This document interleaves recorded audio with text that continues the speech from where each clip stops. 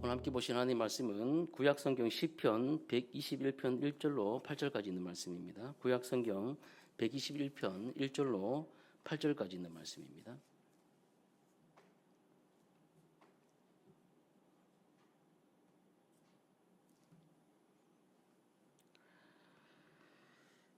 구약성경 121편, 시편 121편 1절로 8절까지 있는 말씀 제가 봉독하도록 하겠습니다.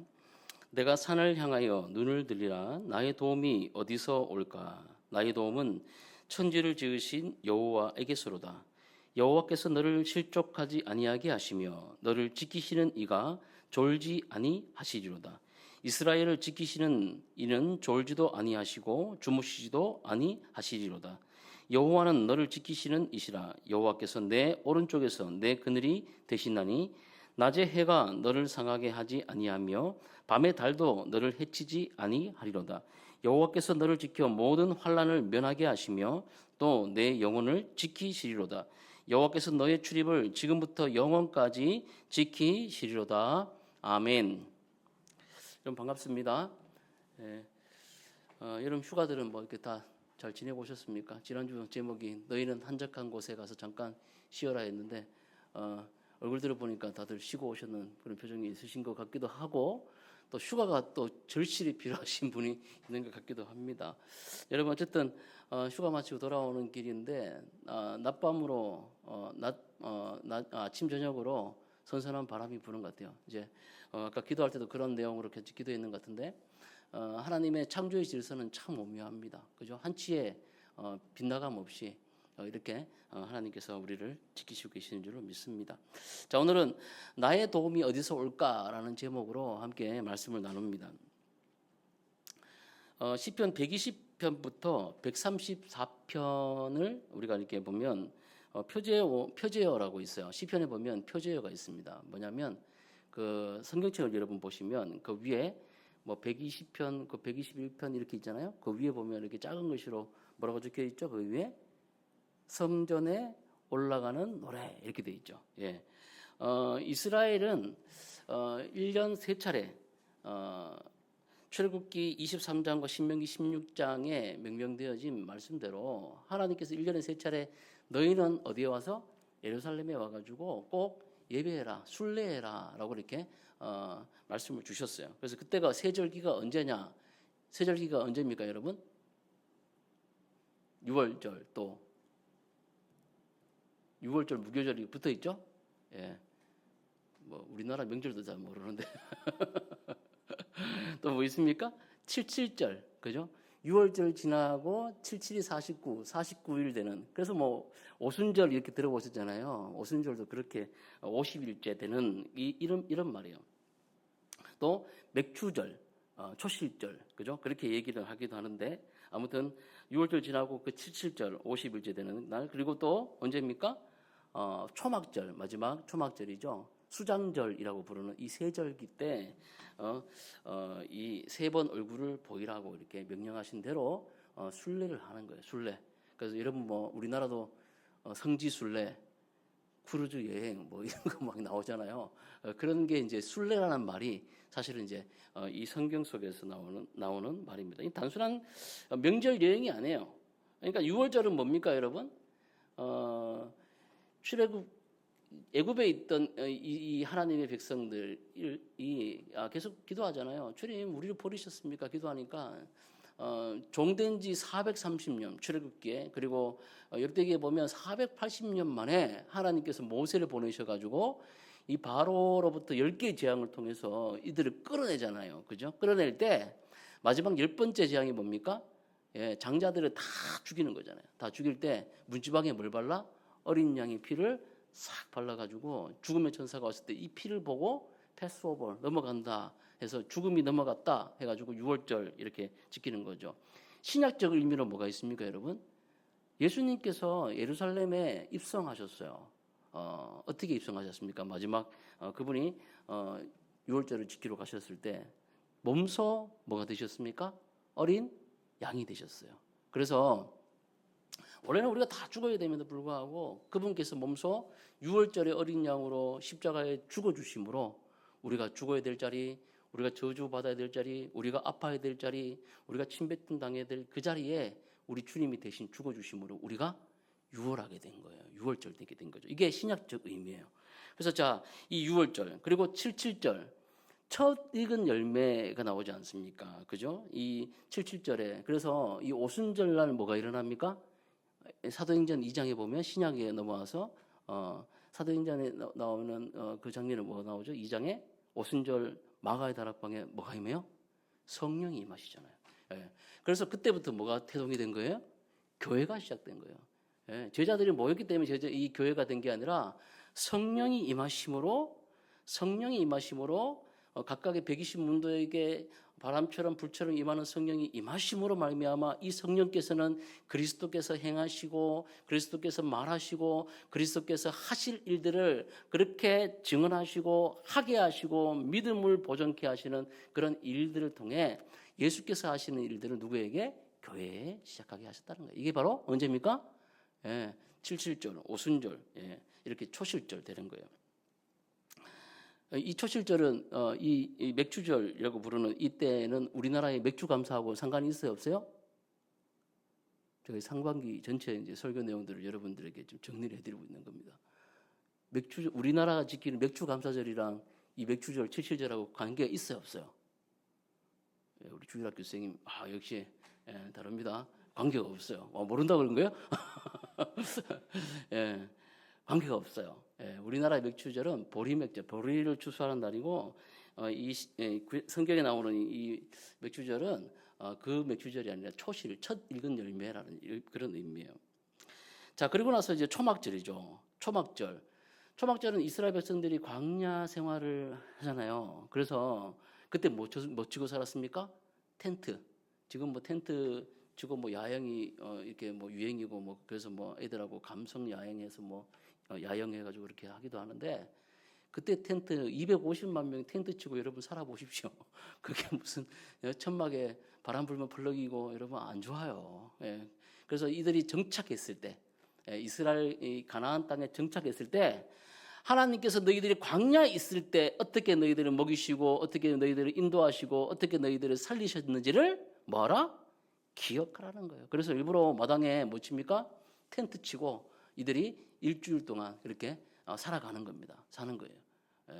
일부러 불편을 경험하는 거예요. 그래서 선조들이 조상들이 지켰던 경험했던 그 하나님을 이들이 계속 기억하라는 그런 의미로 이 초막절을 지킵니다. 또 수장절이라고 얘기하죠. 알곡들을 거둬요. 추수를 해요. 추수를 해가지고 이 알곡들을 어디에다가 둡니까? 하나님의 곡간 창고에다가 주인의 곡간 창고에다가 두는 거죠. 이 의미는 이제 초막절이 아직 신약적 의미로 이루어지지 않아서 뭘 의미합니까?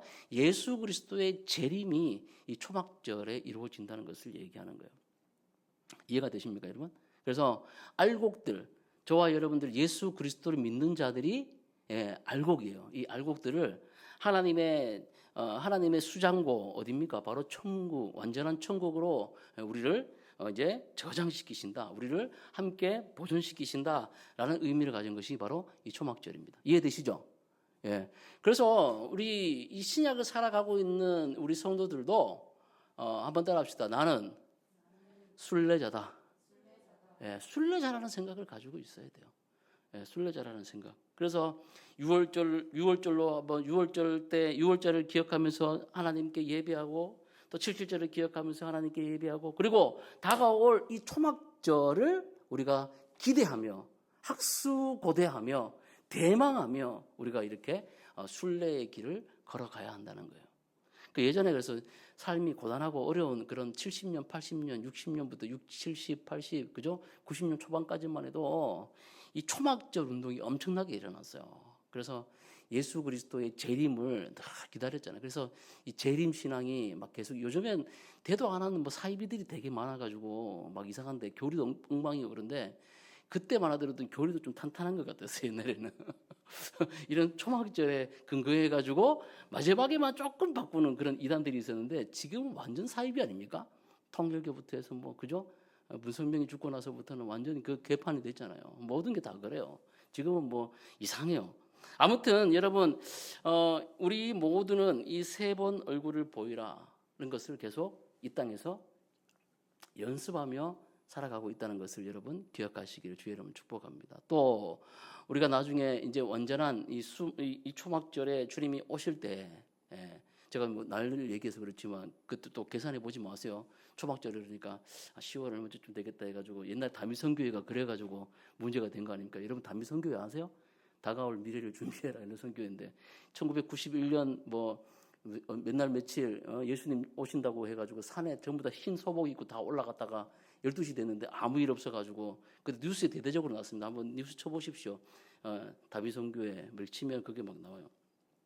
그런 날이 아니라 주님이 오신 날은 언제인지 모르지만 우리가 이 초막절을 준비하는 그런 예배의 연습이 우리 가운데 있어야 될 줄로 믿습니다. 자, 그래서 제가 지금 오늘 이 성전에 올라가는 노래 이 121편을 설명하면서 이 배경들을 설명해 드리는 거예요. 그래서 지파와 가족 단위별로 뭐 합니까? 1년에 3차례 예루살렘으로 순례길을 간 거예요. 그 예수님도 어릴 때 순례길을 갔다가 이 마리아가 잊어버렸잖아요. 여러분 킹 오브 킹스 영화 보셨어요? 그 보면 예수님 그 애니메이션 보면 예수님 잊어버려가지고 요셉하고 마리아하고 막 예수님 찾아가지고 막 돌아다니는데 예수님 뭐 하고 계세요? 성전에서 랍비들하고 뭐 합니까? 말씀 강론하고 있으니까 엄마가 놀래가지고 막 소리를 예수님이니까 막 소리를 못 지르고 그죠? 분노에 차올랐는데 잡으면서 예수님 왜 어디 가셨냐고 그러니까 내가 내 아버지 집에 있어야 될 줄 모릅니까? 이런 소리를 하고 그런 장면이 나오지 않습니까? 예수님도 순례를 하신 거예요. 근데 이때 순례가 지파나 가족 단위별로 이루어진 거죠. 그래서 이 순례의 길은 실제로 좋은 길이 아니에요. 지금처럼 무슨 이렇게 고속도로가 있어가지고 쫙 달려가는 길이고 좋은 탈 것이 있어가지고 막 가는 길이 아니라 말 그대로 걸어가거나 아니면 짐승을 타고 가거나 뭐 이런 길이었거든요. 그러니까 여러분 생각해 보세요. 북쪽 이스라엘부터 저 남쪽에 있는 유다에 있는 이 예루살렘까지 걸어가는 그 길이 고온과 한기와 밤에는 춥죠. 낮에는 뜨겁죠. 그리고 길을 가면 갈증이 나죠. 또 지형이 울퉁불퉁하고 산도 있죠. 또 가다 보면 뭐 여러분 여리고로 가다가 강도 맞는 자 이런 얘기 나오지 않습니까? 거기도 다 이런 순례길 가운데 나왔던 그런 이야기들이에요. 치안상 위험이 있었던 바로 순례길은 험한 길이었다는 겁니다. 근데 여러분 아이러니하게도 이 험한 길의 현실이 무엇을 경험하게 만든다? 하나님만을 신뢰하고 하나님만을 의지하는 그런 믿음의 길이 되었다라는 것을 우리에게 말씀하고 있다는 거예요. 따라합시다. 어려움이 하나님만을 의지하는 믿음을 길러낸다. 여러분 그걸 믿으셔야 되는 거예요. 저도 마찬가지입니다. 그래서 지금 시편 120편부터 134편까지의 표제에는 이렇게 순례의 길을 올라갈 때 특별히 121편은 여리고부터 여러분 예루살렘까지 이 고도차가 약 해발 1000m 정도 됩니다. 그러니까 오르막길을 올라가면서 뭐 있다? 이 내가 산을 향하여 눈을 들리라 나의 도움이 어디서 올꼬 라는 이 찬양, 이 시편 찬양을 부르면서 올라갔다는 거예요. 내가 산을 향하여 눈을 들리라 나의 도움이 기타 쳐야 되는데 어디서 올꼬 이런 찬양이에요. 이런 찬양 부르면서 올라간 거예요. 여러분의 순례길에도 이런 찬양과 함께 주님께로 올라가시는 여러분들 다 되시기를 주의 이름으로 축복합니다. 자, 문제는 이런 순례길, 그러니까 우리의 인생의 길 가운데는 평지보다 뭐가 많다는 겁니까? 산이 많다는 거예요. 산이 많다는 거예요. 사람마다 오르막의 형상, 그런 모양은 달라요. 어떤 사람은 관계 경사에서 숨을 헐떡입니다. 관계 때문에 힘들어 하시는 분들이 있어요. 어떤 분들은 생계의 경사에서 무릎이 떨리시는 분들이 있어요. 또 어떤 분들은 자기가 생각하는 자기 자신의 모습 때문에 힘들어서 무릎이 떨리시는 분도 있다는 거죠. 숨이 차신 분도 있다는 거예요. 자, 각자 다 다른 이 순례의 길, 오르막길을 올라가고 산을 올라가지만 중요한 전제가 하나 있습니다. 뭡니까? 우리 모두는 이 길 위에를 걷는 뭐다? 순례자라는 사실이에요. 어느 한 명도 이런 힘든 길을 걸어가지 않는 사람이 없다는 것을 말씀하는 겁니다. 그래서 여러분, 이 신앙의 길, 우리가 가는 이 순례의 길은 정박이 아닙니다. 서 있는 길이 아니라 뭡니까? 이동이고, 또 정체되어 있는 길이 아니라 전진하는 길이라는 것을 우리에게 성경이 말씀하고 있다는 거예요. 이해되십니까, 여러분? 예. 서 있는 게 아니에요. 떠 있는 게 아니에요. 망망대해에 그냥 아무 일 없이 패가 떠 있듯이 이렇게 떠 있는 것이 우리의 목적이 아니라 우리는 뭡니까? 이동하는 것이고, 어딜 향해서 하나님의 나라를 향해서 가는 것이고, 또 정체가 아니라 밀려 있는 것이 아니라 계속해서 뭐 한다? 예, 전진하고 있다는 것을 여러분 기억하시기 바랍니다. 이게 바로 신앙으로 보면 우리 모두가 다 뭐 되고 있다? 성화의 과정을 밟아가고 있다라고 이렇게 말씀할 수가 있는 거죠. 여기 하나 더 말씀드리면, 오늘 이제 산에 대한 이야기가 나오니까 여러분, 산은 언제나 좋은 것만을 얘기하는 것이 아니라는 거예요. 뭐 산은 보면 저도 이제 한 번씩 우리 처가가 춘천이라 가지고 제가 이제 한 번씩 이제 강원도를 땅을 밟을 때가 있잖아요. 근데 딱 가면 산이 달라요. 그러니까 저도 남쪽에서 왔기 때문에 보면 야, 강원도 산은 역시 산이다. 산은 산이에요. 가니까 산세가 달라요. 보면서 초록색을 보면서 한 번씩 그런 얘기를 할 때가 있거든요. 아, 눈이 이제 정화되는 것 같다. 뭐 이렇게 그런 얘기를 하거든요. 근데 여러분, 이런 위로만 주는 산의 모습은 다가 아니더라는 거죠. 동시에 뭡니까? 길을 막는 장애물이 될 수도 있다는 거예요. 또 우리는 먼 산을 보면서 길을 정해가지고 가는 어떤 방향을 정하는 그런 이정표가 되기도 하지만 때로는 이 산 때문에 뭐가 가려져요? 시야가 가려지는 그런 장애물이 되기도 한다는 겁니다. 고대, 그러니까 이 구약의 순례자들에게 이 산은 또 신선한 시온을 둘러싼 보호의 이미지를 가지는 그런 산의 이미지를 또 가지기도 하지만 뭡니까? 발목을 삐끗하게 만드는 그 자갈길, 또 험난한 그런 산이 주는 그런 엄청난 목숨의 위협으로 다가오는 그런 위협의 상징이기도 했다는 거예요. 여러분에게 이 산은 어떤 의미입니까? 의지하고 싶은 높은 산. 그러나 막상 다가가면 넘어야 할 어떤 문제로 다가오고 있지는 않습니까? 여러분, 오늘 말씀 속에서 이 121편이 주는 그런 말씀의 위로가 여러분이 넘어가는 그런 삶에 큰 힘이 되시는 그런 위로가 있기를 주의 이름으로 축복합니다. 먼저 우리 1절과 2절 말씀을 한번 보도록 합시다. 우리 1절과 2절 말씀 한번 읽어볼까요? 시작. 내가 산을 향하여 눈을 들리라. 나의 도움이 어디서 올까? 나의 도움은 천지를 지으신 여호와에게서로다. 아멘. 이 시편을 지은 이 시인은 이렇게 얘기하고 있어요. 내가 산을 향하여 눈을 들리라 라고 딱 얘기하고 있습니다. 노래하고 있어요. 근데 여러분, 내가 산을 향하여 눈을 들리라 그냥 보면 되지 않습니까? 근데 내가 산을 향하여 눈을 들리라 이렇게 얘기하면서 나의 도움이 어디서 올까? 오늘 주제의 말씀처럼 나의 도움이 어디서 올까라는 그런 말씀, 이런 질문을 던진다는 거죠. 그러니까 곧 이어서 뒤에 나오는 말씀이 뭡니까? 나의 도움이 어디서 온다? 천지를 지으신 여호와에게서로다라고 이렇게 마무리 지으는 거 보면서 어쩌면 이 질문이 의도적 멈춤을 가지는 그런 질문이기도 하다라는 말씀이죠. 저와 여러분들의 삶 가운데 이런 질문과 멈춤이 있기를 주의 이름으로 축복합니다. 그러니까 막 달려가는 우리 인생들이잖아요. 그러니까 채바퀴 돌듯이 돌아가고 앞을 향해서 막 달려가고 브레이크가 없는 그런 삶들을 막 가지 않습니까? 지난주에도 잠깐 쉬어라는 그런 말씀들을 우리가 나누었지만 우리 삶 가운데 이런 잠깐 멈춤의 질문들이 여러분 가운데 있어야 된다는 거죠. 나는 과연 지금 하나님을 제대로 보고 있는가? 내 삶의 방향이 제대로 지금 맞춰지고 있는가? 혹은 내가 지금 하나님께로 받는 도움을 지금 바라고 있는가? 아니면 사람을 의지하고 있는가? 라는 의도적 질문과 의도적 멈춤이 우리 가운데 있어야 한다는 것입니다. 그런 시간들을 가지고 계십니까, 여러분? 저는 그런 시간들이 하루 정도에는 새벽 시간인 것 같아요. 새벽에 여러분들 잠들이 깨어났을 때 의도적으로 멍청하게 있는 게 아니라 생각을 정리하고 하나님께 초점을 맞추는 그런 시간들이 되어진다고 저는 믿습니다. 그래서 새벽에 일어났을 때 하나님, 제가 지금 하나님께로 가고 있는 게 맞습니까? 하나님의 뜻 가운데 서 있는 게 맞습니까? 이렇게 질문을 하시는 거예요.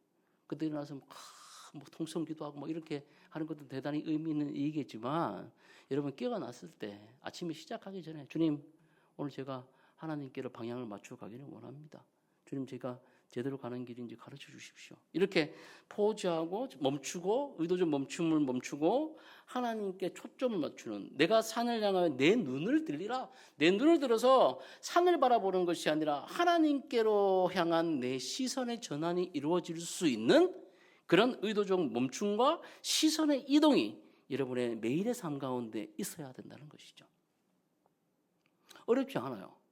제가 어려운 얘기를 하는 게 아니지 않습니까? 그죠? 저와 여러분들의 삶 가운데 시간을 내어서 짧게, 여러분 내가 보고 있는, 지금 초점을 맞추고 있는 내 시선들을 돌려 어디로 보고 있습니까? 하나님께로 시선을 돌리는 그런 노력들, 그런 물음들, 그런 멈춤들을 해야 된다는 거죠. 자, 그 다음 나오는 게 뭐죠? 여기에 도움이라는 말이 나옵니다. 나의 도움이 어디서 올까? 나의 도움이 어디서 올까? 이때 이 도움은 에제르라는 그런 표현을 쓰고 있어요. 근데 이 도움이라는 것은 조금 보태는 그 정도 수준? 어떤 내가 이 사람이 어려울 때 어떤 얼마만큼 좀 도네이션 해주는, 어떤 도와주는, 어떤 손길을 좀 더 보태는 뭐 그 정도의 수준이 아니라 결정적 구조를 얘기한다는 거예요. 그러니까 우리의 생명의 결정적 구조, 내 생명을 좌지우지할 수 있는, 나의 삶의 모든 기반을 뒤집어 엎을 수 있는, 또 살릴 수 있고 엎을 수 있는 이 모든 것이 어디다? 이 도움이 바로 어디서부터 온다? 하나님께로부터 온다는 그런 고백에 대한 그런 도움이라는 거죠. 그러니 이제 시인이 이제 묻는 거 아닙니까? 내 도움이 어디서 올까? 내가 산을 향하여 눈을 들리라. 나의 도움이 어디서 올까라고 물었을 때 어디라는, 그 where이라는 것을 쓰는 것이 아니라 마지막에는 누구에게서 온다라는 그런 표현들을 차용하고 있다는 거예요. 그래서 그 말이 뭐예요? 마지막에 창조주 하나님께로부터 내 도움이 옵니다라는 그런 말을 하고 있다는 거죠. 나를 지으신 분이, 나를 창조하신 분이 지금 나를 붙드시는 분이시기 때문에 이 순례자들이 산을 보지만 산에 의지하지 않는다는 거예요. 산에 매몰되지 않는다는 거예요. 이 산을 넘어 또 다른 산의 목표가 그 목적이 되지 않는다는 거예요. 결국 올려다보고 있는 건, 내가 목표하는 것은 무엇입니까? 바로 이 산을 바라보는 것이 아니라 하나님을 바라보고 있다는 사실을 지금 말하고 있다는 거예요. 우리의 오르막도 마찬가지입니다. 저와 여러분들의 오르막도 마찬가지예요. 눈에 보이는 것을 제가 피하라는 말씀이 아닙니다. 여러분 앞에 있는 산을 바로 직시하시기를 주의 이름으로 축복합니다. 피하지 마십시오. 여러분 앞에 있는 문제들, 여러분 앞에 있는 것들을 여러분 눈 감지 마십시오. 그것을 바로 쳐다보십시오. 산을 제대로 보되 산보다 더 크신 하나님을 더 크게 보는 그런 믿음이 저와 여러분 가운데 있어야 한다는 것입니다. 눈을 드십시오. 그리고 산을 보십시오. 그리고 산보다 더 크신 하나님을 발견하시는 그런 은혜가 여러분 가운데 있기를 주의 이름으로 축복합니다. 이렇게 얘기하면 막 이게 율법적으로 들려요. 그래가지고 내가 의지적으로도 산을 봐야지, 내가 의지적으로 하나님 봐야지 이러는데, 여러분 그게 아니라 예수 그리스도를 믿는 믿음 안에 여러분 가운데 성령이 계시다면, 여러분께서 역사하시는 그 성령의 의지를 따라 여러분 순종하신다면 그 모든 산들 너머에 계신 하나님의 은혜를 바라볼 수 있게 될 줄로 믿습니다. 베드로가 여러분 성급한 사람이기도 하지만 또 뭡니까? 믿음의 사람 아닙니까? 베드로만큼 믿음 좋은 사람이 어디 있어요? 풍랑이 막 일고 있는데 예수님께서 다들 유령이라고 난리가 났는데 누가 제일 먼저 알아봤습니까? 예수님을. 베드로잖아요. 그죠? 베드로잖아요. 얼마나 기특합니까? 저 멀리 뭐 서치라이트도 없는 그 망망 갈릴리 호수에서 예수님이 막 물 위로 걸어오시는데 다들 유령이라고 난리가 났는데, 베드로는 그거 보면서, 그분을 딱 보면서 주님이시다 딱 얘기하잖아요. 그러면서 딱 뭐라고 얘기합니까? 풍랑이 막 치고 막 파다가 막 치고 난리가 났는데, 저도 이번에 한번 바닷가에 한번 갔다 왔는데 바닷속에 들어가면 엄청 무섭잖아요. 물속을 쳐다보면 공포가 있거든요. 물이 주는 공포가 있어요. 근데 풍랑이 죽이려면 더 무섭겠죠. 근데 주님이 다 걸어오시니까 베드로가 뭐라 그래요? 주님이 오라고 하시면 제가 가겠습니다. 그러니까 영어 성경에 짧게 나와요. 예수님 뭐랍니까? 뭐 네가 믿음을 가지고 내릴 때 왼발부터 내리고 왼발 딱 들어가는 순간 오른발 빼고 뭐 이런 설명이 필요 없어요. 주님은 가장 간결하고 심플하게 얘기하세요. 뭐라고 합니까? Come, 오라 하잖아요. 다른 설명 필요 없어요. 그냥 오라고 하잖아요. 무리를 걸을 때 두려워하지 말고 마음을 강하게 하고 뭐 저 같으면 그렇게 뭐 오만 설명을 다 했을 거야. 설명을 막 30분 하고 오라고 그랬을 거야. 네가 마음을 강하게 하고 나를 믿어야 되는 믿음이 있고 막 이 별 소리를 다 하고 나서 오라 했을 건데 예수님은 그런 얘기 안 하고 뭐라고 합니까? Come, 오라고 하니까 베드로가 가잖아요.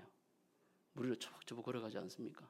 한참 가다가 애니메이션 영화라든지 여러 가지 영화를 보면 감독들이 이 베드로의 시선을 정확하게 보고 있습니다. 말씀대로. 그가 딱 풍랑 예수님을 보고 가다가 이 시선이 어디로 떨어졌을 때 바다와 이 폭풍 치는 이 파도를 딱 바라보게 됐을 때 바다 밑속으로 쑥 빠져버리는 거예요. 우리 시선도 마찬가지입니다. 우리 일상생활 속에서 여러분 산을 만날 때에 산을 바라보지 말라는 것이 아니라 산만 바라보지 말라는 거예요. 산 너머에 있는 무엇을 바라보라는 거예요? 누구를 바라보라는 겁니까? 우리 주님을 바라보는 그런 시선이 여러분에게 있기를 주의 이름으로 축복합니다. 자, 그 두 번째는 뭡니까? 여호와께서 너희를 실족하지 아니하게 하시며 우리 3절과 4절 말씀을 한번 봅시다. 3절과 4절 말씀. 시작.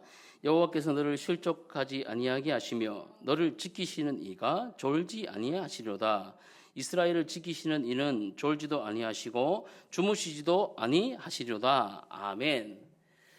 자, 여기에 이제 3절과 4절 말씀에 반복적으로 나오는 단어가 있습니다. 뭡니까, 여러분? 지키다라는 단어가 나와요. 지키다. 샤마라는 단어인데 지키다라는 이 반복적인 단어가 계속 나오고 있어요. 물론 뒤에도 보면 뭐 7절도 나오고 4절도 나오고 또 5절도 나오고 뭐 이렇게 계속해서 반복적인 단어들이 나오고 있는데 이 지키다라는 단어가 계속 쓰이고 있다는 거죠. 이 지키다라는 것은 어떤 울타리를 이렇게 치는 거예요. 그래서 소중한 것을 울타리를 치고 보존한다라는 그런 뜻을 가지고 있는 겁니다. 여호와께서 너를 실족하지 아니하게 하시며 너를 지키신다라는 것은 우리의 작은 흔들림 또 작은 우리의 삶의 모든 부분들을 하나님께서 소중하게 지금 보고 계시고 보존하고 계시다는 것을 말씀하고 있다는 것이죠. 그러면서 뭐라고 나옵니까? 너를 실족하지 아니하게 하시며 라고 이렇게 말씀하고 있어요. 등산을 해보면 이제 가장 잦은 부상이 뭐겠습니까, 여러분? 산을 안 타시니까 잘 모르시는구나. 뭐예요? 지팡이 짚고 막 이렇게 가는 것도 마찬가지고, 좋은 등산화를 신잖아요. 뭐 어떤 분들은 옷을 뭐 좋은 거 신어요. 저는 다 들여다보고 등산화를 좋은 걸 신어야 돼요. 신발을. 그게 제일 중요합니다. 또 방안도 뭐 중요하지만 왜 그렇게 합니까? 실족 때문에 실족. 발이 접질리기 때문에 그런 거예요. 산 올라가다 보면 작은 돌뿌리, 그죠?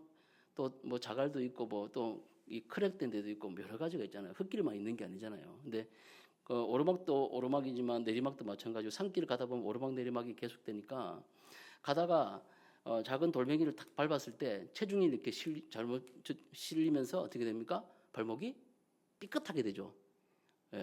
이러는 순간 뭐가 되는 거예요? 발목이 붓거나 더 이상 등산을 하지 못하는 경우들도 자주 생긴다는 거예요. 여기에 실족하지 아니하게 하시며의 실족은 이런 균형을 얘기하는 균형. 또 보폭.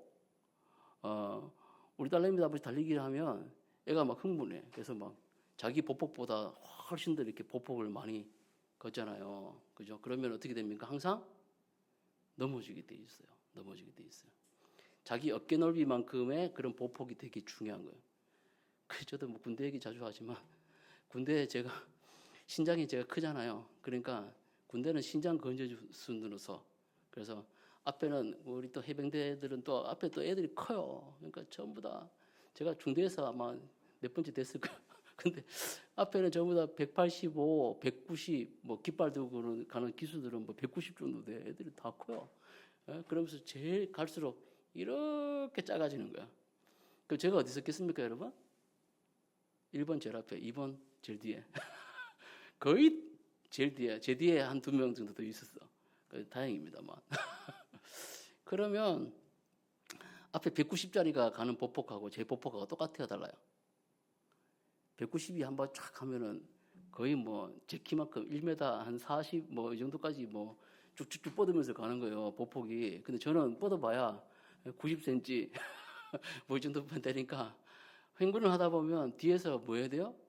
항상 뛰어가야 돼. 숨이 차 죽겠어 아주. 이게 보폭이라는 보폭. 여러분, 하나님께서 우리 인생의 이런 균형과 보폭에도 신경을 쓰신다. 이게 바로 지킨다는 거예요, 여러분. 지킨다는 거. 그냥 울타리 치고 여러분 딱 보고 있다. 나쁜 놈들만 이렇게 저거 한다. 이게 아니라 하나님은 우리의 걸어가는 이 인생의 모든 보폭과 뭐 균형까지도 신경을 쓰고 계시다는 겁니다. 네가 오늘도 물이 너무 무리했구나. 좀 쉬어라. 예?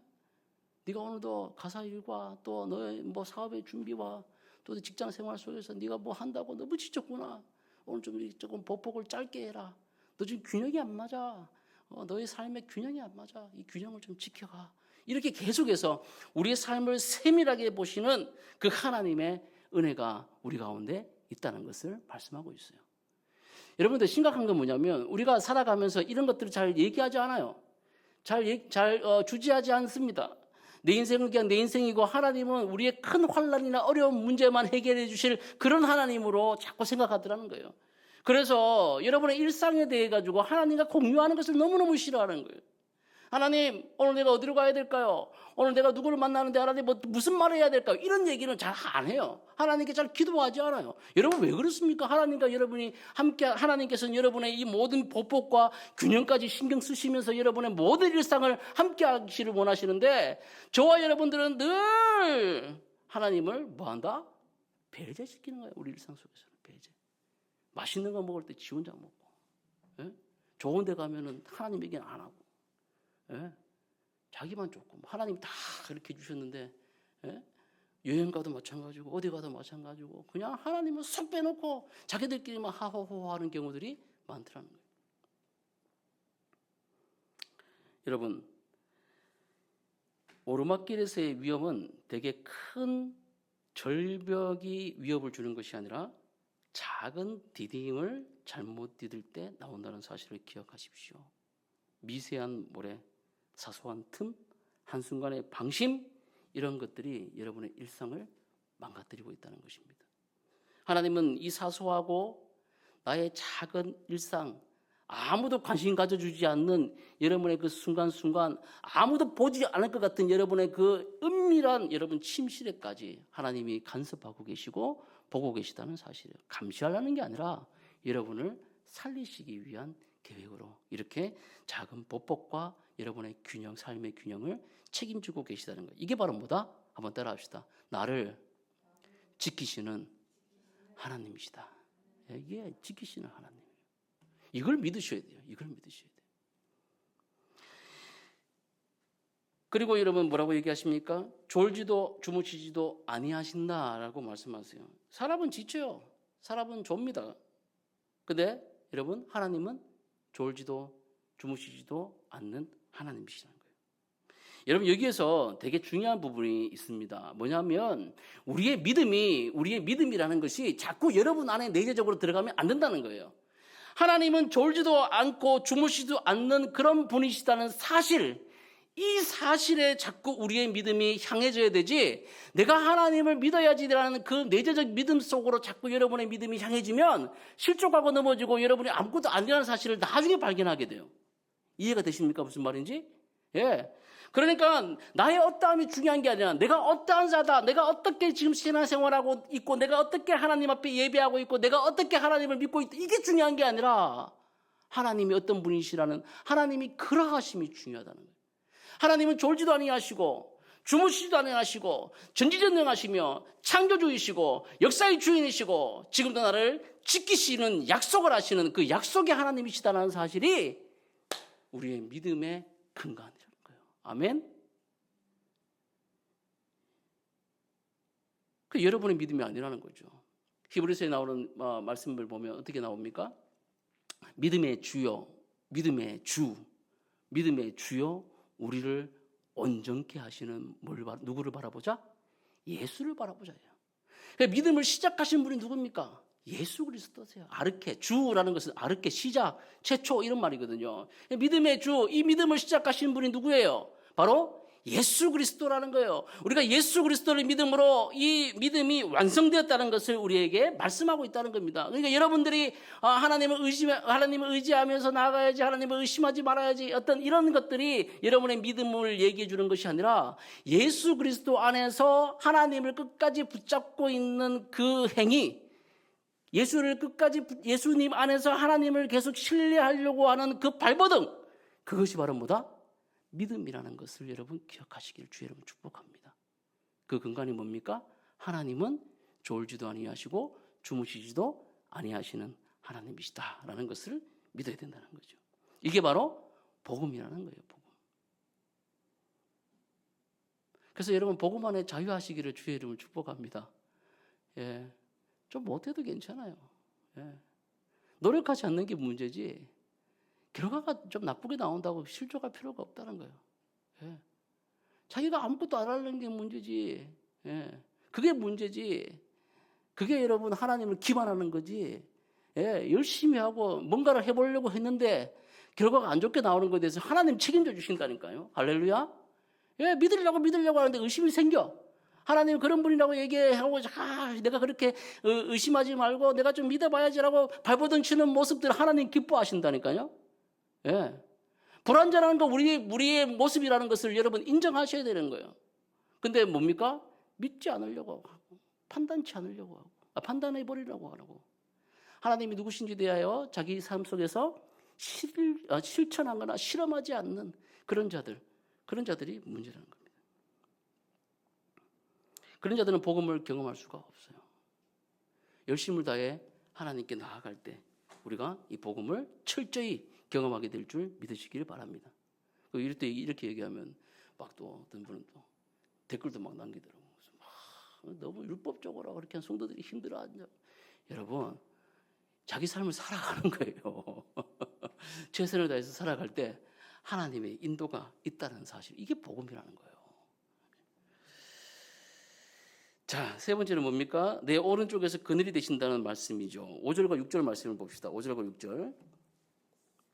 시작. 여호와는 너를 지키시는 이시라. 여호와께서 내 오른쪽에서 내 그늘이 되시나니 낮에 해가 너를 상하게 하지 아니하며 밤에 달도 너를 해치지 아니하리로다. 아멘. 오늘도 시편 121편은 다 강론을 해야지 여러분 한 편은 다 떼고 가야 되지 않겠습니까? 그렇죠? 자, 말씀을 좀 더 구체적으로 들어가고 있어요. 내 오른편에 내 뭐가 되신다? 그늘 되신다. 두 개의 중요한 포인트가 있어요. 내 오른편에 내 그늘이 되신다는 표현이 있어요.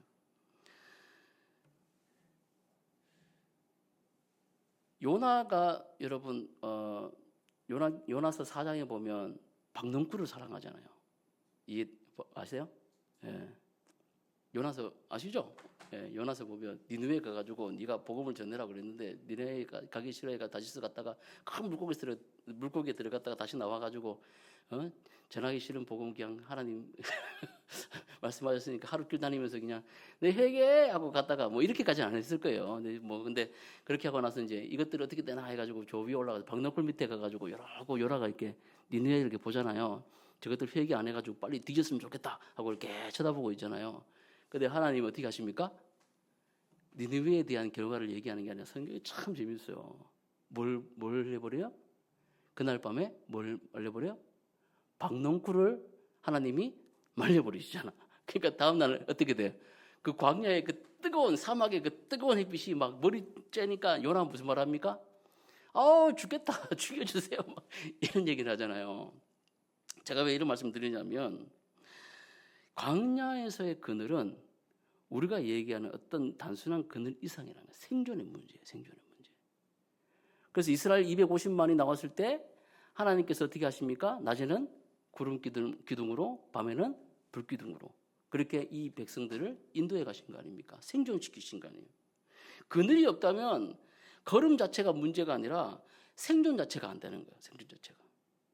내 오른편에 그늘 되어 주신다는 것은 너의 모든 생존을 내가 책임져 주겠다는 하나님의 약속의 말씀이에요. 여러분 이 말씀을 붙드십시오. 하나님이 내게 그늘 되어 주신다는 것은 너의 생존을 내가 책임지겠다는 그 하나님의 선포예요. 선포. 약속이에요.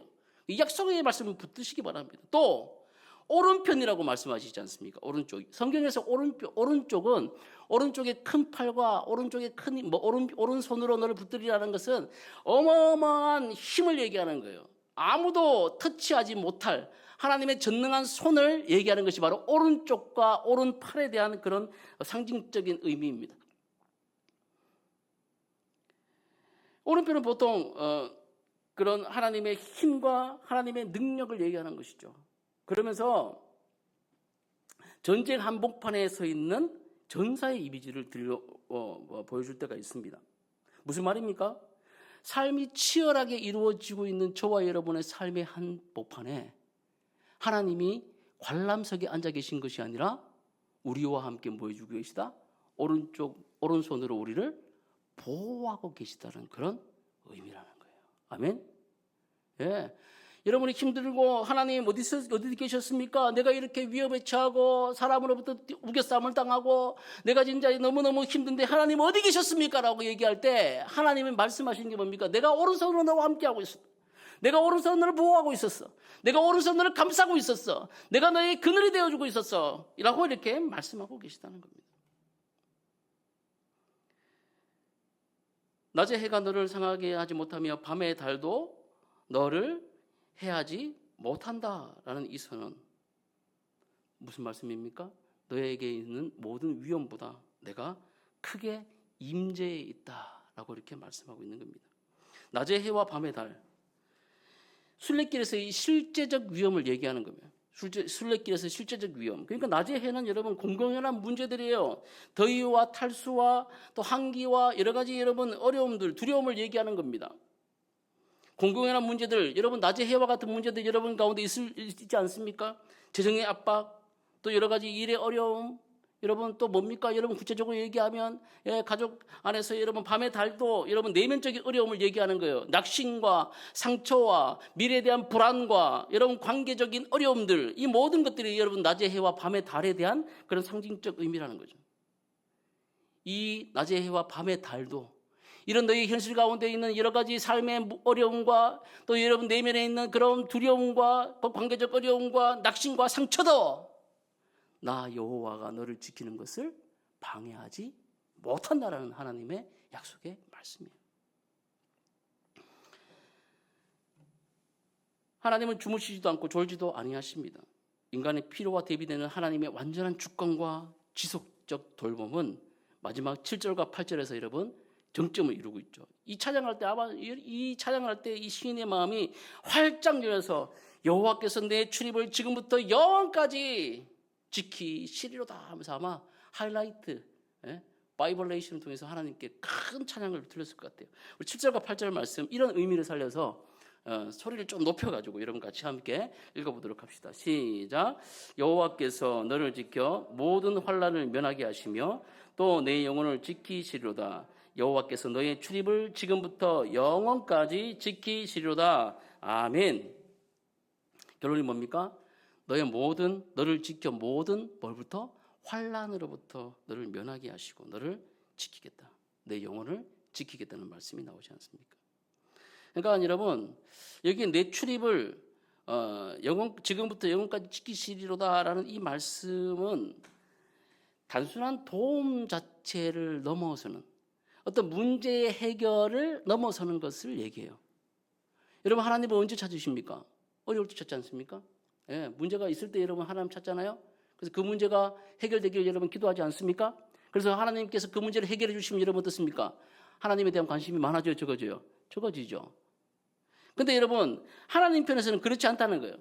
여러분을 바라보실 때에 여러분이 지금 기도하고 있는 하나님께 여러분 마음으로 그렇게 여러분 원하고 있는 그 문제 해결에 하나님이 초점 맞추는 것이 아니라 여러분의 네페시, 여러분의 전인격적인 여러분의 전삶, 여러분의 모든 것들에 하나님이 관심을 가지고 계시다는 거예요. 단순한 그 돈의 문제를 해결하고 어떤 사람과의 관계의 문제를 해결하고 어떤 여러분 상황을 해결해주고 어떤 질병을 치유하고 여러분 하나님이 그런 신이 아니라 여러분 존재 보존에 여러분은 하나님이 관심을 가지고 계시다는 사실을 기억하십시오. 아멘. 예. 여러분 자체가 관심이라는 거예요. 여러분 자체가. 애가 그냥 뭐 다치고 오면 그죠? 병원에 가면 그것만 고쳐주잖아요. 일로 와봐. 아까 진기 죄송합니다. 빨갛냐? 탁탁탁 발라주고, 예, 그것만 탁 처리해주고, 그렇게 하는 게 아니에요. 그 상처 치유에만 있는 게 아니라, 그 아이가 다쳤던 그 마음, 예? 그 아이의 두려움, 예? 그리고 그 아이가 이 두려움을 딛고 다시 달리게 할 수 있는, 그죠? 뭐 그런 것까지. 하나님은 그래서 이 아이가 하나님의 뜻 가운데 마음껏 살아갈 수 있는 그 존재로 계속 커가기를 그렇게 보고 계시다는 거예요. 이게 문제 해결만 원하는 그런 존재와 하나님이 우리를 전인격적으로 바라보고 보신다는 것과 다르다는 의미입니다. 그래서 여러분, 신앙은 순간적 기적을 기다리는 신비주의로 치달아서는 안 돼요. 그래서 뭘 얘기합니까? 날마다의 섭리를 알아보는 뭘로 나가야 된다? 신앙적 성숙으로 나가야 된다는 거예요. 기도 열심히 해가지고 하나님이 막 집 팔리게 해주면은 하나님의 은혜로 됐다 그러고 집 안 팔리면 어떻게 할 건데요? 예? 그죠? 막 기도해가지고 하나님이 뭐 우리 아이를 뭐 좋은 대학에 가게 그럼 대학 못 보내면 어떻게 할 건데요? 그에 따라서 하나님이 달라지는 거예요? 이런 기복적인 신앙이 아니라 그런 순간적인 기적도 있을 수 있어요. 하나님 어떻게 하십니다. 근데 이 모든 것들은 우리의 인생 가운데 섭리하시는 하나님 신묘막측하신 그런 역사하시는 그 하나님 자체를 믿는 믿음의 성숙을 이루도록 만들어 가신다는 거예요. 그러니까 뭡니까? 성숙이 우리 가운데, 믿음의 성숙이 우리 가운데 필요하다는 겁니다. 자, 지금까지 있는 모든 말씀들을 우리가 살펴봤습니다. 그런데 이 모든 말씀이 우리는 지금 순례의 길을 걸어가지도 않아요. 걸어간다고 얘기하지만 예루살렘에 가는 이 길을 우리가 체험할 수는 없어요. 근데 여러분, 이 모든 고백이 공허한 메아림으로 외쳐지는 것으로 끝나는 것이 아니면 왜 그렇습니까? 실제적 말씀, 실제적 경험으로부터 나온 이 말씀이기도 하고 또 하나는 뭡니까? 이 시편의 말씀은 예수 그리스도 안에서 우리에게 확정적으로 이루어졌다는 것을 성경이 말씀하고 있다는 거예요. 유다서 1장 24절 말씀의 마지막 송년 부분에 이렇게 말씀하고 있습니다. 제가 여러분에게 읽어드리도록 하겠습니다. 왜 이 말씀이 그리스도 안에서 확정적으로 우리 가운데 이루어졌느냐? 자, 보세요. 능히 너희를 보호하사 거침없게 하시고 너희로 그 영광 앞에 흠이 없게 기쁨으로써 하실 이. 분명히 누가 하신다? 그리스도께서 이렇게 하신다는 것을 얘기합니다. 또 요한복음 10장에는 뭐가 나옵니까? 예수님께서 선포하신 8가지의 에고 에이미가 나오죠. 나는 누구다라는 선포가 나오는데 그 중에 한 개가 요한복음 10장에 뭐라고 선포하고 있어요? 나는 선한 목자다. 우리를 이끌어 가시는 목자다. 마태복음 28장 20절에는 뭐 어떻게 나옵니까? 내가 세상 끝날까지 너희와 어떻게 하신다? 항상 함께 있으리라 하시잖아요.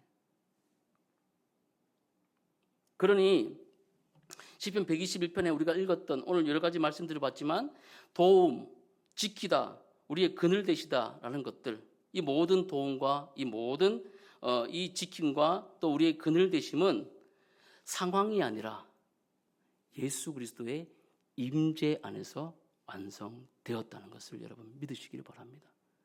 그러므로 여러분이 그리스도를 소유한 자들이라면 이 모든 것이 이미 이루어졌음을 선포하고 있다는 거예요. 오늘 이 말씀이요. 아멘? 예. 말씀을 마무리합니다. 우리는 앞에서 물었습니다. 나의 도움이 어디서 올까? 나의 도움이 어디서 왔습니까, 여러분? 천지를 지으신 여호와에게서 왔습니다. 그러나 여러분, 산을 보십시오. 그러나 산에 갇히지 마십시오. 산을 보십시오. 그러나 산 너머에 계시는 하나님을 보시기를 바랍니다. 작은 흔들림을 두려워하지 마십시오. 여러분의 그 보폭과 그리고 균형을 지키시고 계시는 분이 바로 하나님이심을 신뢰하십시오. 또 낮과 밤의 그 모든 환경들을 근심하지 마십시오. 오른편에 그늘 되시는 그 하나님이 여러분 그리스도 안에서 여러분의 출입을 영원토록 지켜 주실 것입니다. 아멘. 그러면 오늘 오르막에서 이 고백을 함께 외치고 선포하고 오늘 말씀을 마무리했으면 좋겠습니다. 나의 도움은 천지를 지으신 여호와에게서로다. 나의 도움은 천지를 지으신 여호와에게서로다. 이 말씀 우리 같이 함께 선포하도록 하겠습니다. 쉽죠? 외우셨죠? 나의 도움은 천지를 지으신 여호와에게서로다. 시작.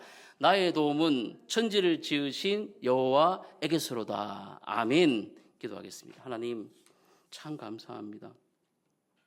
나의 도움은 천지를 지으신 여호와에게서로다라는 이 말씀이 우리의 시선을 들어 올려 하나님을 보게 하시고 그리스도 안에서 우리의 발걸음을 붙들고 우리의 출입을 영원토록 안전히 통과시켜줄 주님을 믿고 우리의 삶을 살아갈 수 있도록 역사하여 주시옵소서. 우리 성도들 여러 가지 어려운 상황 가운데 있습니다. 그러나 주님, 우리의 전 존재에 관심을 가지신 우리 주님의 그 마음을 우리가 알게 해주시고 믿음의 성숙이 우리 가운데 있게 하시며 주님을 신뢰하는 믿음 가운데 서게 하여 주옵소서. 감사드리며 예수님의 이름으로 기도합니다. 아멘.